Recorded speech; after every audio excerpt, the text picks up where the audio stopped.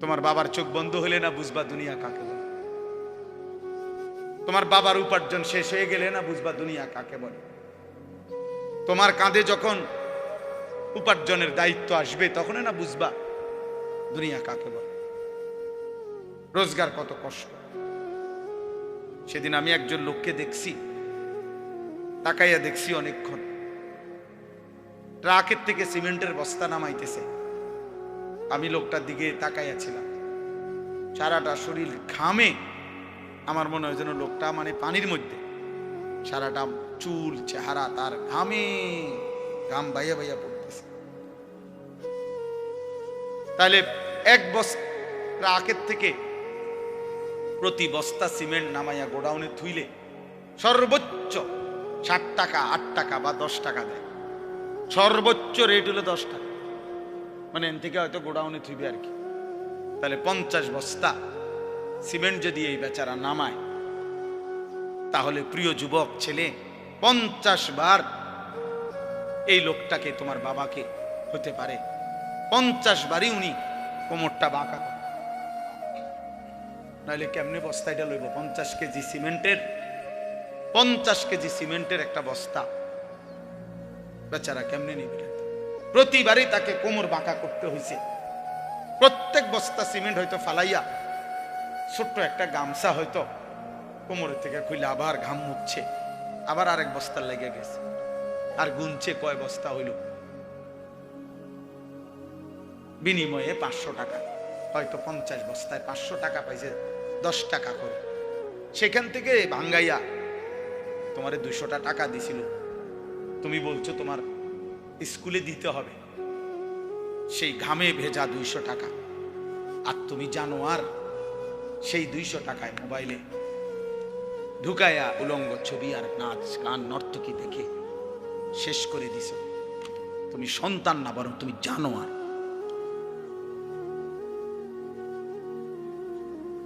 তুমি সন্তান, তুমি মানুষ না, বরং তুমি কুত্তা,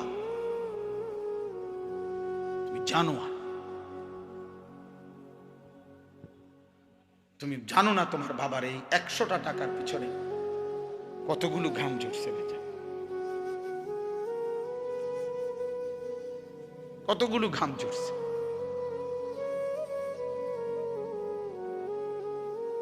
হ্যাঁ,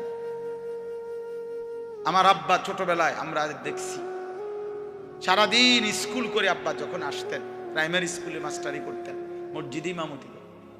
আমার আব্বার একটা বা দুইটা গেঞ্জি ছিল, গেঞ্জিগুলোর এই পাশে এই পাশে ঘামে ভিজা। তো আমার মনে আছে কোনো সময় গেঞ্জি ধুইতে দিলে আমরা ধুইতাম না, আমি প্রায় ফাটতাম না, মানে ঘামের গন্ধে বাবার গেঞ্জি ভিজা থাকত। সেখান থেকে আব্বা আমার মনে আছে মাস শেষে প্রতি 300 টাকা মাদ্রাসায় পাঠাইছে আমার লেগে। একটা পোস্ট কার্ডে তখন মানি অর্ডার করতে হইতো টাকা, তো মানি অর্ডার করলে একটা ছোট্ট পোস্ট কার্ড আছিল, এটার মধ্যে নাম ঠিকানা লিখতে হইতো, নিচে দিয়া একটু জায়গা ছিল, এখানে নিজস্ব কোনো কথা থাকলে লিখতে হইতো। তো আব্বা লিখতো, আনিস তোমার জন্য 300 টাকা পাঠাইলাম, বাবা টাকা পাইয়া জানাইও। তো আব্বারে জানাইতাম যে বাবা টাকা পাইছে। এই 300 টাকা গুনে গুনে 2 টাকা ডাইলবাজি, 2টা পরোটা, এমনি আমি গুনে গুনে খাইতাম, হিসাব গুনে গুনে। এই জন্য দোস্ত আমার, বন্ধু আমার, আমি বিষয়টা বললাম, মেহনত, যথাযথ পরিশ্রম মানুষকে দুনিয়াতেও ভালো করে, আখিরাতেও ভালো। অনেক নওজোয়ান মাশাআল্লাহ, প্রিয় ভাই, আমি অনুরোধ করি পরিশ্রমী হও, মেহনতি হও। এমন সুন্দর জীবন, সুস্থতা, এমন সুন্দর যৌবন, এই শুধু শুধু নারী দেখে দেখে না, এটা মিলে যাবে না। এ যে মহিলারে তুমি রাত দিন মোবাইলে দেখো, এগুলা পাইবা তো, তোমার একজন বিবি হবে, তোমার একজন স্ত্রী হবে। আর যেটা চাচ্ছ মনে, এটা পূরণ হবে। এই পৃথিবীর লাখ লাখ কোটি কোটি মানুষ স্বামী স্ত্রীর মিলনে এরপরেই এই মানব প্রজন্ম এখানে আসছে। কাজ এটা তোমারও হবে। এটার জন্য অল্প বয়সে কুত্তার মতো হওয়া, চরিত্রহীন লম্পট, যে রাত দিন নারী দেখে, ছবি দেখে, জিনা ব্যভিচারের দৃশ্য দেখে, এমন নিকৃষ্ট জানোয়ার হওয়ার কোনো দরকার নেই। এটা এমনি মিলবে। বিয়ে শাদী তো স্বাভাবিক বিষয়, স্বামী স্ত্রী, নারী পুরুষের মিলন তো আল্লাহ তাআলার কুদরতি নিজাম। আল্লাহ বলছে আমি এটা ব্যবস্থা করে রাখছি, যথা সময়ই পৌঁছে যাও। সময়ের আগে এক লোকমা খাবারও পৌঁছে। আমরা কিতাবে পড়ছি, কিতাবের মধ্যে আছে, আমরা পড়ছি যে হে আল্লাহর বান্দা, তোমার লোকমা যদি, তুমি আসো জমিনে, আর তোমার একটি লোকমা যদি পাহাড়ের উপরেও থাকে, তো নিশ্চিত মনে রেখো, ইয়াকিন, পাহাড়ের উপরের ওই লোকমাটাই তোমার মুখে পৌঁছবে। আর আল্লাহর ওলিরা বলেন, যদি হে আল্লাহর বান্দা, তুমি মুখের কাছে দুই ঠোঁটের সামনে নিয়ে আসছো লোকমা, কিন্তু যদি সেটা তোমার ফয়সালাতে না থাকে, খোদার কসম ওই লোকমা তোমার ভিতরে ঢুকবে না। যেটুকু বরাদ্দ ওইটা যদি পাহাড়েও থাকে, সেখান থেকে নেমে আসবে। যেটা বরাদ্দ নাই, সেটা ঠোঁটের কাছে থাকলেও সেটা কি হবে না, মিলবে। অতএব আমাদের জীবনের এটা বড় বুঝা উচিত। আমি বেশি আফসোস করি যে ছেলেরা, বাবা কেন বুঝতেছো না যে তুমি তোমারে চিনলা না কেন? কমপক্ষে ডানে বামে তাকাইও না, এই সমাজের কারো দিকে তাকাইও না, তোমার দিকে তাকাও তো একটু, যে আমি কি করছি সারাটা দিনে। এটা কি একটা সুস্থ মানুষের কাজ? সারা দিনে আমি বেশি ব্যস্ত ছিলাম। আজকে মাগরিব পর্যন্ত আমার বাচ্চা অসুস্থ ছিল, আর আমি ডাক্তার দেখাইয়া বাসাত রাইখা সুদন্যপুর আমার শায়েখ আরিফ বিল্লাহ আল্লামা মুফতি মুশতাকুর নবী কাসেমি হজরতের মাদ্রাসায় আমি যাইতে হয়েছে মাগরিবের পর। ওইখানে ইসলাহি মাহফিল, সেখানে আমি 20 মিনিট বয়ান করছি। এরপরে এখানে আসছি।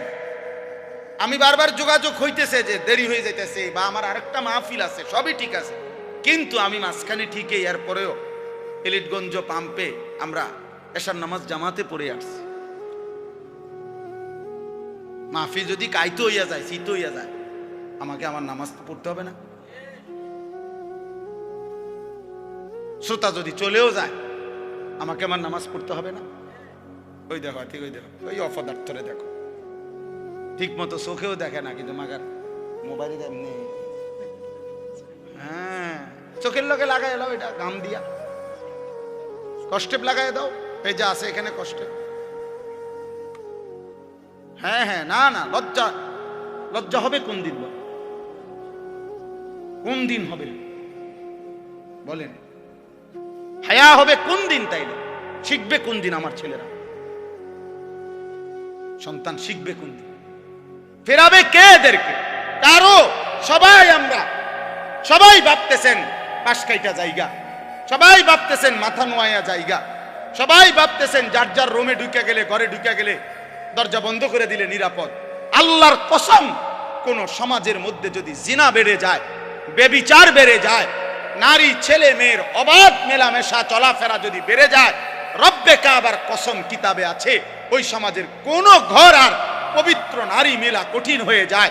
আগামীর প্রজন্ম হয়তো নেককার মেয়ে, চরিত্রবান মেয়ে, সতী সাথী মেয়ে মিলাটা কঠিন হয়ে যাবে যদি জেনা বেবিচার আর পরকিয়া আর হারাম অসভ্যতা এইভাবে ছড়িয়ে যায়। বর্তমান সময়ে মানুষের সবচেয়ে বেশি যেই গুণাটি হচ্ছে, সেটা হলো এই চোখের গুণ। কিসের গুণা বলেন? এই চোখের। দিবা নিশি আমাদের মা বোনেরা বেপর্দা রাস্তায় চলছে, নিজেদের ভিন্ন রকমের অঙ্গভঙ্গি, আর এটা পুরুষ প্রতিনিয়ত দেখছে, অথচ এটা হারাম। মোবাইলে প্রতিনিয়ত কিশোর যুবক ছেলেরা, একটা বয়সী ছেলেরা একেবারে বেসামাল এই বড় মোবাইল ব্যবহার করে রাত নাই দিন নাই সারা রাত নারী ছবি অস্থির দৃশ্য দেখছে। অথচ খোদার কসম এটা একদিন জাহান্নাম ছাড়া আর কিছুই মিলবে না। আল্লাহর নবী সাল্লাল্লাহু আলাইহি সাল্লাম বলেছেন, যে ব্যক্তি কোনো নারীর সৌন্দর্য হারাম, যেটা তার দেখার অনুমতি নাই, সে দেখলো, খোদার কসম নবী বলছে কিয়ামতের দিন তার দুই চোখে সীসা জাহান্নামের আগুনে গলাইয়া এরপরে সীসা ঢেলে দেওয়া হয়, সীসা ঢেলে দেওয়া হয়, সীসা ঢেলে দেওয়া। অতএব আপনাদের কাছে অনুরোধ করছি, এই ছোট্ট কথাটা আল্লাহ তাআলা আমাদেরকে বলছেন, ইয়াগুদ্দু মিন আবসারিহিম, চোখ নামাও, চোখ। যুবক ভাই, তোমরা অনেক নওজোয়ান, মাশাআল্লাহ, প্রিয় সন্তান, নিজের উপরে দয়া করো। এই মোবাইলের অব্যাহত নেশা তোমারে ক্ষতিগ্রস্ত করবে। একদিন তুমি দুনিয়াও আগামাতা কিছুই খুঁজে পাবা না, আখেরাত আখেরাত। বয়স্ক বাবা যারা আছেন এখনো 50-60 বছর, অথচ এখনো চা দোকানে, টেলিভিশনে নাটক, সিনেমা, নর্তকীর নাচ দেখার অভ্যস্ত বা অভ্যাস আছে, আল্লাহর ওয়াস্তে চাচা ছেড়ে দেন। এটা অসভ্যতা ছাড়া এই বয়সে আরো বেশি অসভ্যতা। এই জন্য আল্লাহ নবী সাল্লাল্লাহু আলাইহি সাল্লাম স্পষ্ট বলছেন, রাগ হবেন না, নবীজি বলছেন, আল্লাহ নবী সাল্লাল্লাহু আলাইহি সাল্লাম বলছেন, হাসরের দিন আল্লাহ তাআলা ওই বান্দার দিকে তাকাবেন না, আল্লাহ তাআলা তাকে পবিত্র করবেন না, আল্লাহ তাআলা তাকে জাহান্নাম থেকে বাঁচাবেন না। এই কথা বলতে গিয়ে 1 নম্বরে যার কথা বলছে, নবীজি বলছেন যে আশ-শাইখুজ জানি, যে বুড়া ব্যভিচারী। খোদার কসম, বয়স বেশি, বয়স হয়ে গেছে, অথচ এখনো জিনাকার, ব্যভিচারী। আর চোখ দিয়ে ভিন নারী দেখলে এটাও জিনা, হাত দিয়ে ছুঁয়ে দিলে এটাও জিনা, কান দিয়ে শুনলে ভিন নারীর কথা, হারাম কথা, এটাও জিনা, অন্তর দিয়ে কল্পনা করলে এটাও জিনা, লজ্জাস্থান দিয়ে জিনা করলে এটাও জিনা, নবীজি বলছেন। অতএব আল্লাহর নবী সাল্লাল্লাহু আলাইহি সাল্লাম বলছেন, বয়স্ক হওয়ার পরেও যে জিনার অভ্যাস, হারাম নারী দেখার অভ্যাস, বাস্তবে হোক আর মোবাইলে হোক আর টেলিভিশনে হোক আর সাদওয়ানে হোক, এই বদঅভ্যাস যে ছাড়ে নাই, আল্লাহ তাআলা তার দিকে কিয়ামতের দিন তাকাবেনও না, আল্লাহ তাকে পবিত্রও করবে না, আল্লাহ তাকে জাহান্নাম থেকে বাঁচাবেও।